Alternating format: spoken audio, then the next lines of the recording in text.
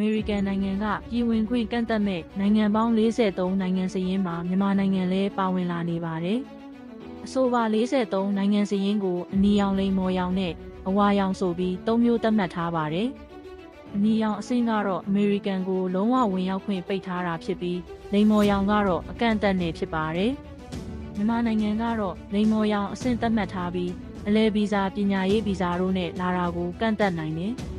ပတ်စံရှိတဲ့တထေးတွေကိုတော့ဝင်ရောက်ခွင့်ပြုမှာဖြစ်တာကြောင့်အမေရိကန်အိမ်မက်မက်သူတွေခက်ခဲလာမှာပါ။လိမ်မော်ရောင်အဆင့်မှာမြန်မာနဲ့အတူရုရှားလာအိုဘာကစ်စတန်ဘီလာရုတ်ဟီတီအီသီယိုးပီးယားဆီးရီးယားတောင်ဆူဒန်နဲ့တာဂစ်စတန်နိုင်ငံတို့ပါဝင်နေပါတယ်။အနီရောင်အဆင့်မှာတော့မြောက်ကိုရီးယားအီရန်လစ်ဗျားကျူးဘားအာဖဂန်နစ္စတန်တို့လိုနိုင်ငံတွေပါဝင်ပါတယ်။အမေရိကန်နိုင်ငံသားရေးဝန်ကြီးဌာနကရေးဆွဲတင်ပြခဲ့တာဖြစ်ပြီးအင်ဖြူတော်ကိုရောက်ချိန်မှာအပြောင်းလဲတွေဖြစ်နိုင်ပါတယ်။